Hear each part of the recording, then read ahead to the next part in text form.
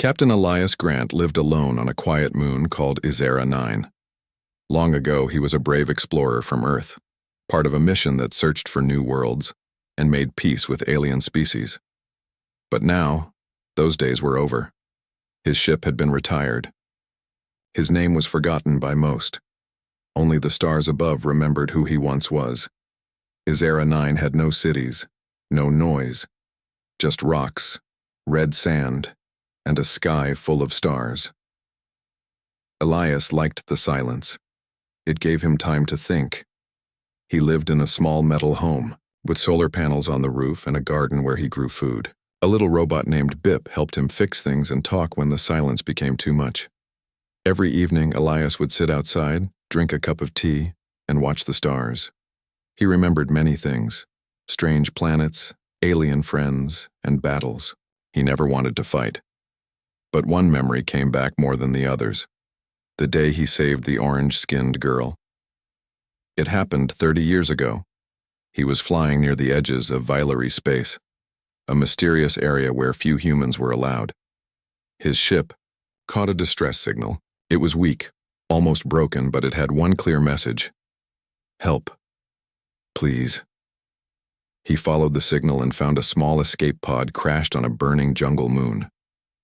Inside was a young girl, no older than 10, her skin bright orange, her eyes golden and glowing with fear. Her name was Sira. She was hurt and scared, and her people were nowhere to be seen. Elias took her in.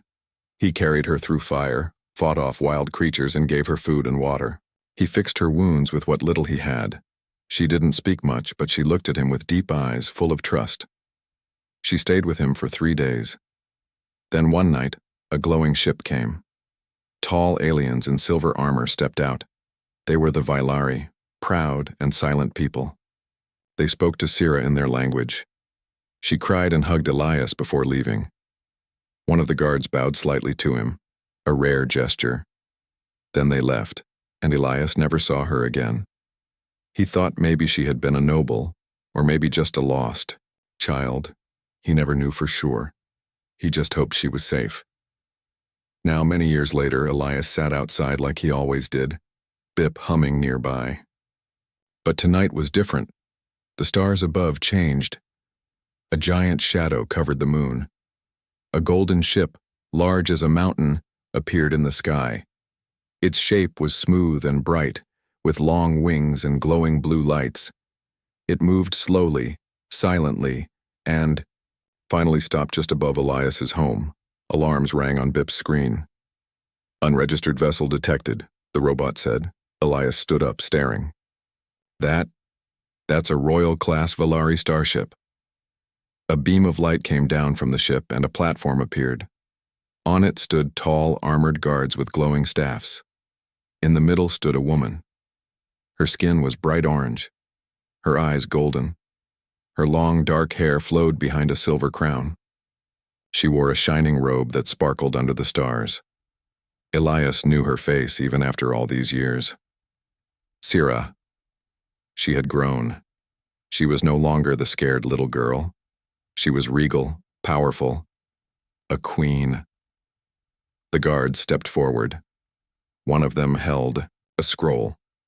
The queen stepped closer, her voice strong and calm. "Captain Elias Grant of Terra," she said. "You once saved my life. Today, by the law of the Viewership crown, I return to fulfill a sacred vow." She raised her hand. "You are summoned to bow before your queen." Elias looked at her. So many emotions ran through his heart: surprise, confusion, but mostly sadness. He had never asked for anything. He had saved her because it was the right thing to do. And now she stood before him, not as a friend, but as a ruler demanding obedience. The stars above were silent. The wind on the moon was still. And Elias Grant did not move. Captain Elias Grant stood rooted in place as the golden Viewership starship hovered above his homestead. The low hum of its engines was the only sound in the night sky. Beside him, Bip's single glowing eye blinked, rapidly. The little robot projected a faint map of the landing zone, but Elias barely saw it. The platform lowered itself with precise grace. 5 tall guards in silver armor stepped forward. Each held a staff topped with a soft blue light. Their faces showed no expression. Their helmets had narrow slits for eyes, but their posture spoke of unwavering loyalty. Between the guards, Queen Sira emerged at last. She wore a flowing robe that shimmered like liquid metal. Her silver crown glowed along the edges. She moved, with calm confidence as if the whole galaxy had paused to watch her. Her golden eyes met Elias's. Time seemed to stretch. Memories flashed before him. The heat of the jungle, the smoke rising all around, the small orange hand gripping his sleeve. He remembered the fear and trust in her young face, and the promise he made to protect her. All in a single heartbeat. Elias took a deep breath. He felt a mix of pride and worry. He did not know why she had returned. He had lived in peace for many years, free from war and politics. Now that peace felt fragile. Queen Sira walked down the ramp in silence until she stood, only a few meters from him. The guards held back, giving her room. The air felt heavy. Stars flickered above like distant eyes. She raised one hand. Her voice rang out, clear and steady. Captain Elias Grant of Terra, you once saved my life when I was a child. Today, by the sacred law of the Vylari crown, I summon you to kneel before your queen. She offered a scroll tied with a silver ribbon. Elias glanced at it. The royal seal bore a stylized sun with 7 rays, a symbol he recognized from ancient Vylari. Lore silence followed. The wind across Izera 9's barren surface did not even stir. Bip beeped softly, as if afraid to break the moment. Elias's heart pounded. He thought of that little girl he carried through fire. He thought of the night she left him and never looked back. He thought of the years he had lived alone, free from duty. Slowly, he shook his head. He did not step forward. He did not bend his knee. Instead, he spoke in a calm voice. I did not save you so I could bow. I helped because it was right. I never asked for thanks, titles, or debt. Gasps rose from the Vylari guards. One guard shifted his weight. Another tightened his grip on the staff. Even Bip's mechanical voice spoke in a whisper. Warning, protocol breach in progress. Queen Sira's expression did not change, but Elias saw a flicker of something in her eyes, a mix of surprise and something else he could not read. The law is clear, Sira said, her voice firm but not unkind.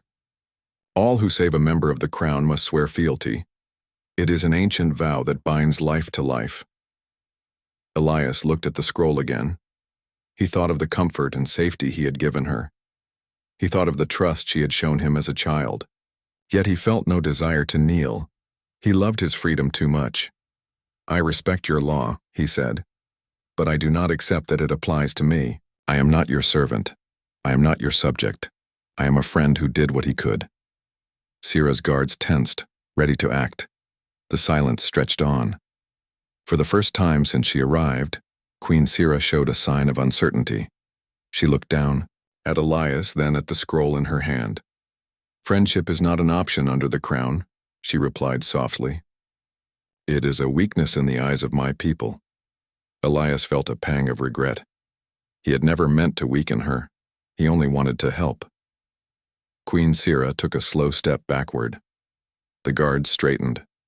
Elias felt the tension rise, ready to erupt into violence if she gave the order. Then Sira spoke again, her voice low. Come with me. We will not settle this before witnesses. She turned and walked toward the starship's open hatch. Elias hesitated. He looked at Bip. The little robot flashed, a green light, its way of saying it would follow him anywhere. Elias sighed, a mixture of relief and dread. He stepped forward and followed Queen Sira up the ramp. The guards flanked them, silent sentinels. Inside the ship, the air was cool and scented with a soft metallic note. The walls glowed with pale, blue light. A long corridor led to a private chamber. Elias paused in the doorway. The room was simple, yet elegant. A round window showed the moon's red surface far below. A single table sat in the center with 2 chairs facing each other. A small vase held a single white flower. Queen Sira motioned to one chair. She took the other. Elias sat, Bip settling at his feet. Sira placed the scroll on the table, her hand resting beside it. She looked at him with those golden eyes. "You must understand," she said quietly. "I did not come here to force you. I came to honor you, but my people will not see it that way."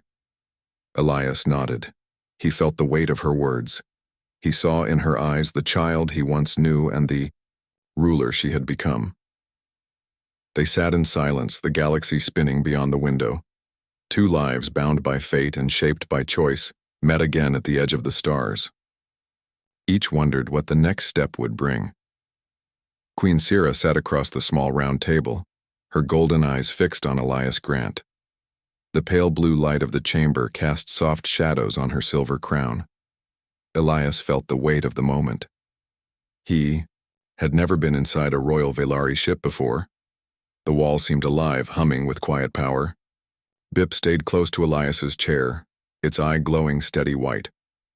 Sira opened the scroll and let it rest on the table. She spoke in calm, precise tones. "Elias, I want you to know why this law matters. It is older than our recorded history. It was born from fire and loss." Elias nodded. He leaned back, arms folded. He waited, curious. Sira's voice grew softer, as if she remembered something from long ago. "You saved me when I was a child," Sira began. "My people were not there. My home was burning, the sky was red, and smoke filled my lungs. I thought I would die alone." She paused, her gaze drifting to the window. "Then a human came. You carried me through the flames. You did not know who I was. You did not ask for IR payment." Elias closed his eyes. He remembered that jungle moon. He had landed with his small crew. His orders had been to scout only. When he heard the faint distress call, he ignored the risk and went searching. The pod lay half buried in ash. The fire roared around him. He had wrapped his coat around the girl, shielded her from heat, and carried her to safety. He had faced poisonous gas, hidden beasts, and worse. He never thought of a reward, only of saving a life. Sira's voice broke the memory. In our culture, saving a royal is the highest act of honor. It ties the souls of savior and saved for all time. Our ancestors called it the right of flames. The bond it creates is sacred. It demands fealty, protection, and service. It shaped our empire. Elias looked at her. He saw in her eyes both gratitude and duty. "I remember that day too," he said softly. "I did what I had to do. I never meant to change your world." Sira nodded. "I know, and that is why I come to you now, not as a conqueror, but as one who remembers the kindness of a stranger." She folded her hands. "But many in my court do not share your grace. They see only the law." Elias uncrossed his arms and leaned forward. "Then let me help you change their minds. Tell me more about what threatens you." Sira's expression grew serious. "After I returned home, I was crowned queen. Our empire faces enemies on all sides, others who wish to claim our star roots and our secrets. My advisors believe in strict rule and absolute power. They want me to command absolute loyalty from every subject, including you. They say that without your fealty, our people will see weakness." Elias glanced at the scroll again. "But the bond you speak of, it should be choice, not fear. A true bond grows from respect, not demand." Sira's gaze softened. "Yes. That is why I came to you first. I hoped you would accept my friendship, not because of law, but because you choose to stand with me." She paused, then offered him the scroll. "If you bow, it will unite the Velari people behind us. It will show my court that tradition and personal trust can coexist." Elias looked at the scroll's seal, the seven-rayed sun shining within a winding circle. He could feel the power behind it. He thought of the child she had been and the queen she had become. He thought of his own life on this lonely moon, the peace he had built and the life he still wanted. He stood and walked to the window. Below, the red sands of Isera 9 stretched to the horizon. The distant mountains looked like dark shadows against the sky. Bip followed, its servos humming softly. Elias spoke without turning. Sira, I will not bow because a law demands it. I will bow if my heart tells me to. And my heart says this: I stand with you as an equal. He turned, meeting her eyes. I will help you protect your people. I will share my strategies and knowledge. I will serve as your friend, not your subject. That is how bonds work. That is real honor. Sira rose, her silver robe brushing the floor. Her eyes glowed with emotion, hope, relief, and a hint of pride. Then let us begin as friends and equals, she said. Together, we will show the galaxy a new way. She stepped forward and extended her hand. Elias took it. Their grip was firm and steady. In that moment, two worlds bridged the gap between law and choice, tradition and trust. Outside the private chamber, the ship's engines hummed. The galaxy awaited their next move, and history would remember the day a human and a queen chose to stand as one, forging a bond stronger than any ancient right.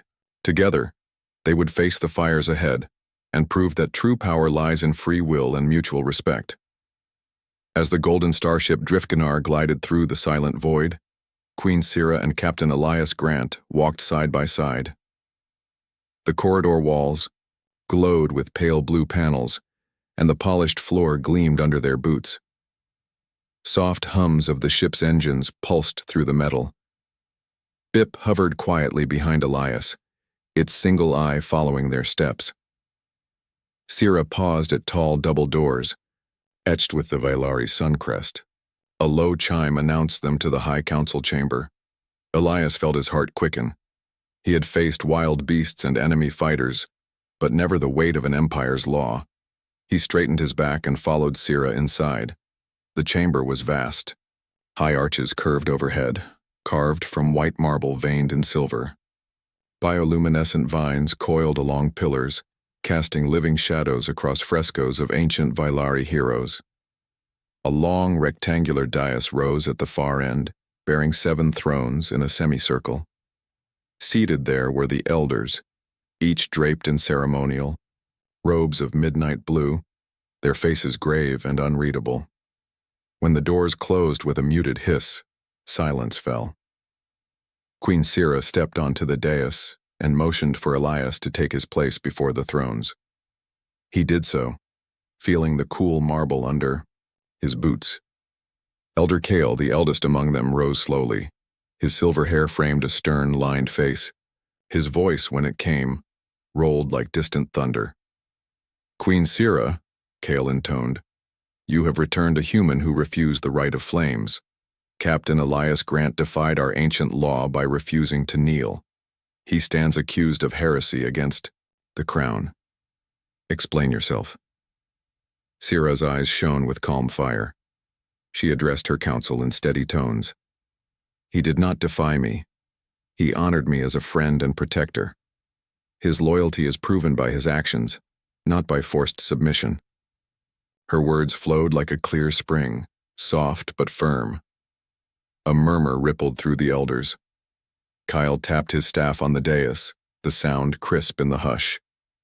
Tradition binds our people, he declared. Without ritual, we lose unity. The right of flames is older than any treaty. We cannot allow it to be cast aside. Elias felt a quiet strength well up inside him. He remembered the burning jungle moon, the little orange hand gripping his coat, and the innocent trust in Sira's eyes. He lifted his chin and spoke, his voice calm but resolute. My vow is not less sacred because it was unspoken. I risked my life to save Queen Sira. I pledge now before you all to protect her and her people with my life. I will stand by her side, through peace and through war, because I choose to do so. Elder Kale's lips pressed into a thin line. Words alone do not forge bonds, he said. A true pledge demands ritual. Sira, command him to kneel as the law requires. Sira's gaze swept the chamber. She raised her voice so all could hear. I choose another path. I ask for loyalty, born of respect, not fear. I ask for your judgment. Do you stand with me, or cling to laws that bind our will? At her challenge, Elder Ara, youngest of the council, rose first. Her amber robes fluttered as she stepped forward. His courage speaks louder than any. Bow, she said. I stand with our queen and with this human who saved her.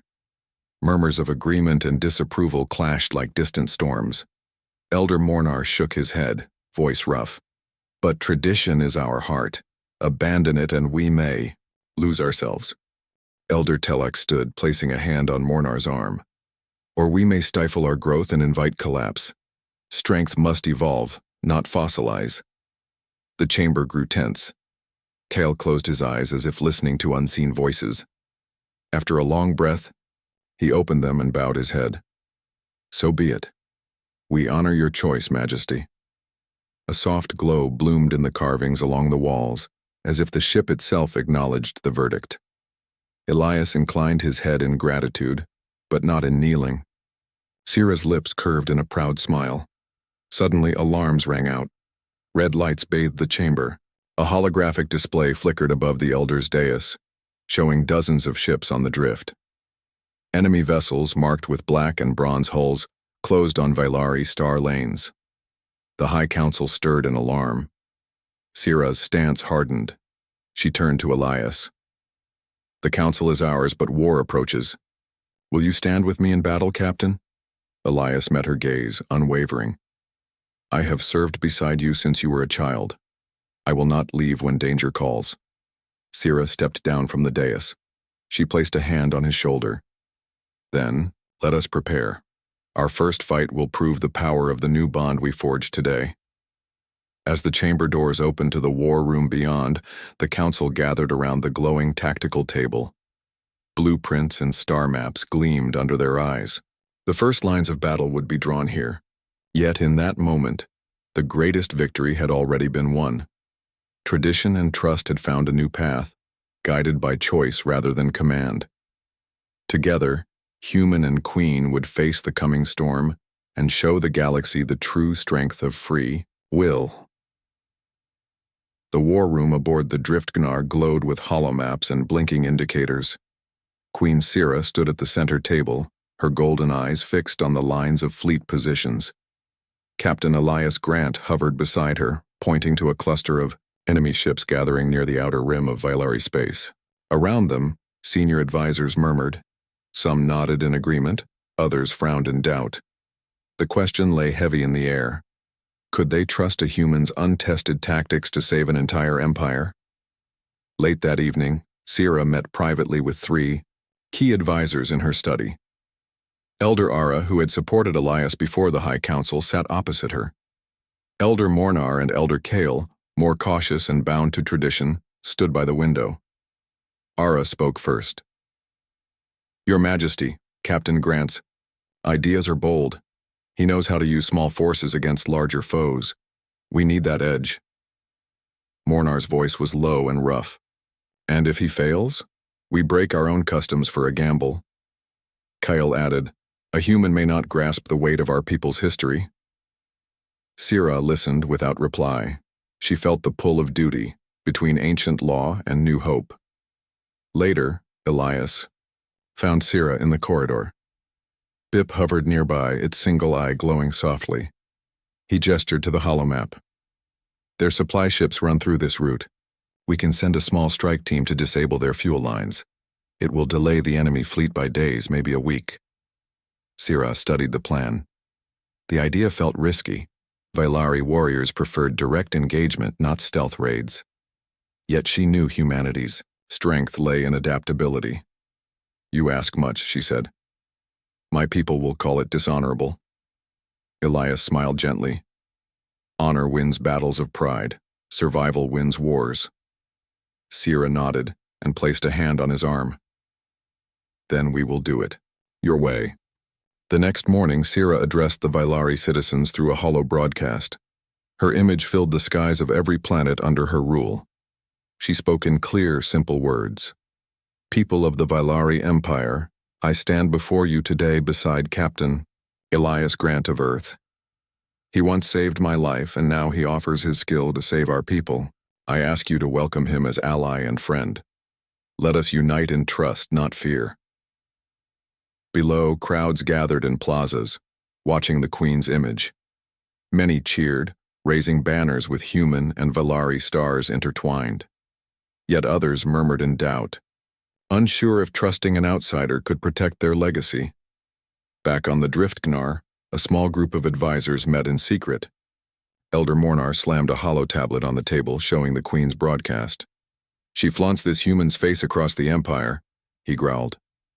Next to him, Commander Velas, chief of the Royal Guard, nodded gravely. His influence grows.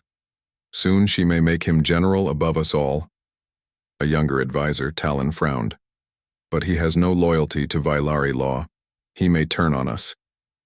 They whispered of plots, to discredit Elias, to remind the people of old rights, to force Sira back into line.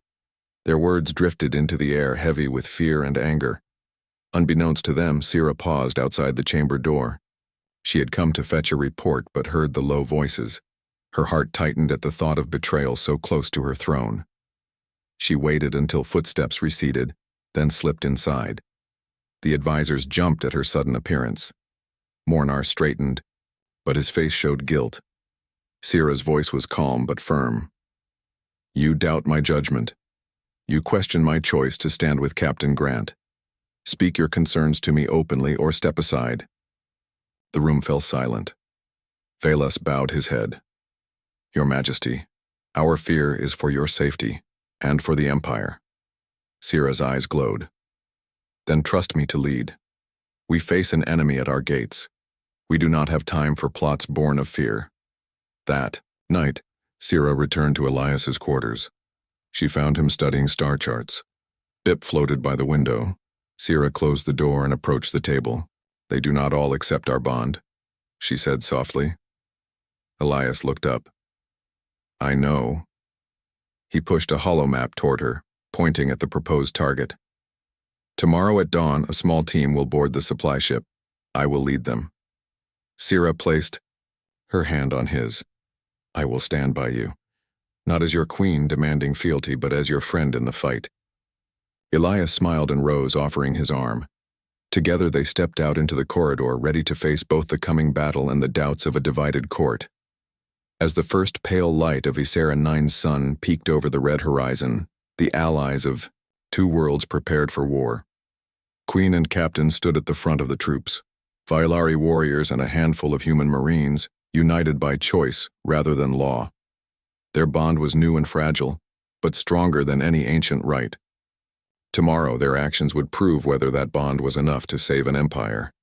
At first light, the strike team gathered in the hangar of the starship Driftgnar. The pale glow of Ysera IX's red sun shone through the bay doors. Queen Syra stood on the platform, bowing her head to Elias before the mission. A small group of Vailari warriors clad in light armor and silver masks knelt beside human marines who checked their rifles one last time. Bip hovered in the corner, scanning. Sensors. Elias looked at each of them and said, Stay quiet. Stay fast. We succeed together. They moved in silence. The hangar doors slid open, revealing the black hull of the enemy supply ship. The boarding clamps hissed as the Driftgnar's shuttle latched onto the vessel's side. Inside the cramped shuttle, the team arranged themselves.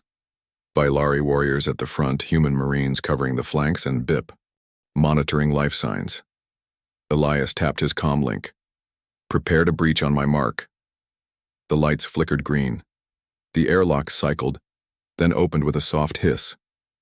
The hatch opened into a dim corridor.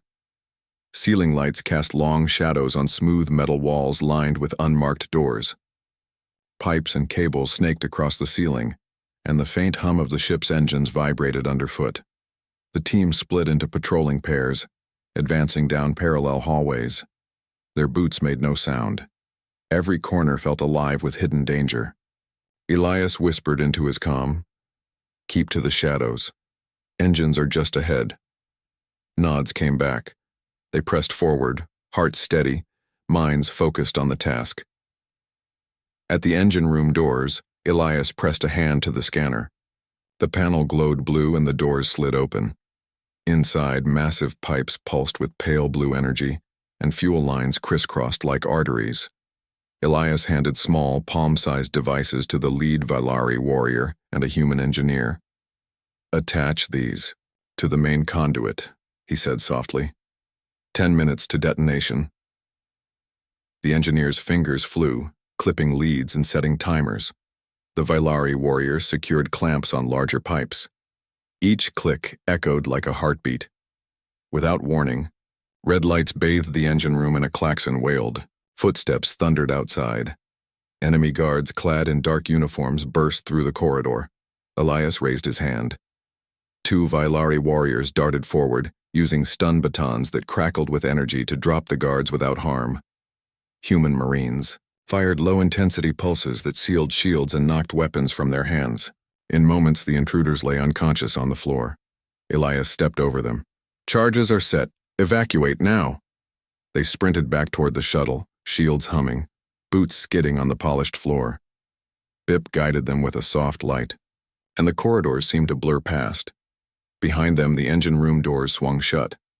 The shuttle's airlock greeted them with a hiss. Elias hit the release, and the doors sealed. Just as the last warrior boarded, the ship shuddered. He took a deep breath and said, "Engage thrusters." The shuttle detached and glided away. Outside in space, the supply ship's aft section erupted in a brilliant fireball. Fuel tanks ruptured in a flash of light, sending debris spinning into the void. The explosion roared like thunder, even across the emptiness, and a shockwave rippled past the Driftgnar. On the command deck, alarms rang, but Queen Sira's face broke into a triumphant smile. "Their lifeline is cut," she announced. "Our path is clear." Cheers rose among the crew as the sensor screen showed enemy ships slowing, engines going dark. Seizing the moment, the Allied fleet sprang into action. Vailari cruisers and human fighters poured from hidden bays. With no fuel to flee, the enemy vessels drifted as prey. Allied pilots wove through the fleet, disabling weapons, systems with precision strikes.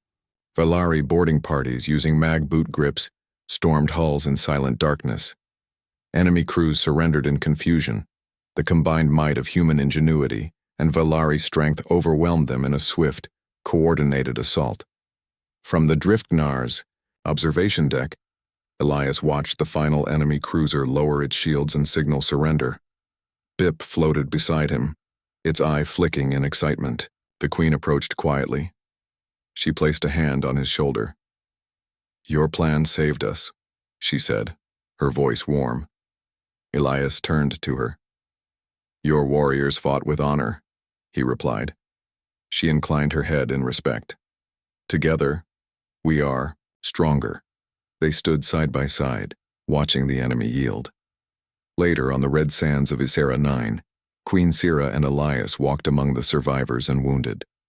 Vailari medics tended to the injured while human doctors offered what aid they could. Children with orange skin and bright eyes looked up at Elias as he knelt to offer water to a young Vailari scout. Warriors clasped his hand in thanks before tending to their own. Queen and Captain moved as equals through the crowd, showing compassion and unity. As the sun set on the horizon, casting deep shadows across the dunes, Sira and Elias stood together looking out at the starry sky. The threat had been repelled, but the future remained uncertain. Sira turned to Elias and said softly, "You have taught my people new strength." He gave a small smile. "And you have shown them the power of choice." In that moment, 2 worlds had been bound not by ancient law or forced ritual, but by respect, trust, and shared purpose. Their bond would guide the Vailari Empire into a new age, one written by free will and brave hearts. The great plaza on Isera 9 was alive with celebration.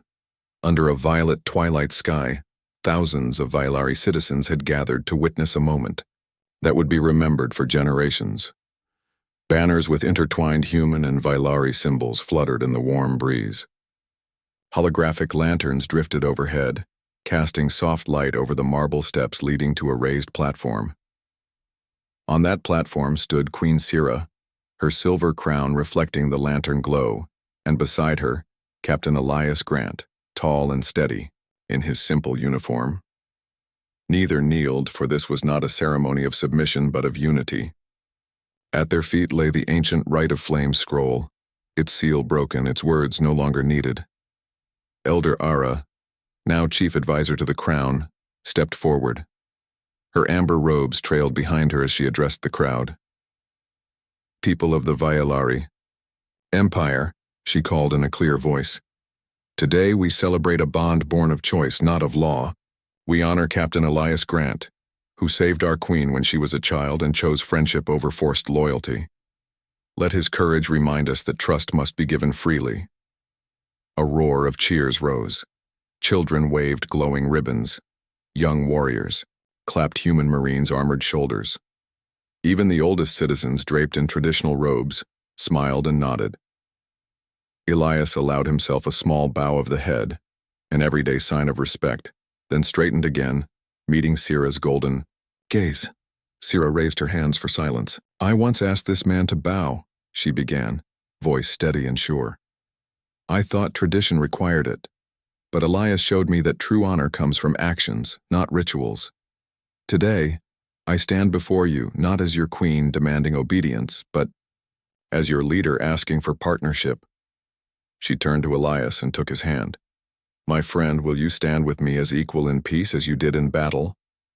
Elias felt the weight of countless eyes upon him. He took a deep breath. "Queen Sira, I will stand with you as an equal," he replied. "I will share your burdens and your hopes.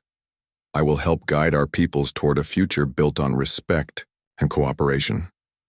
Another cheer filled the plaza. Sira stepped down from the platform and walked to Elias.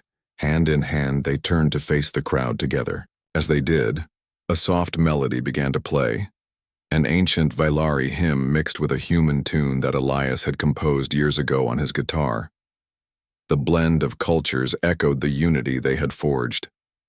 As the music rose, holographic images appeared above the plaza, scenes from their journey together. A young Sira lost in fire, Elias carrying her to safety, their debates in the Queen's Council, the daring raid that cut the enemy's supply lines. Each image faded into the next, telling a story of trust, courage, and choice. When the final image, a simple depiction of both their hands clasped, glowed in the sky, Sira spoke again. "Let this be our new right," she declared. "A promise shared by all who serve the Empire, that we act from our hearts, guided by wisdom and compassion.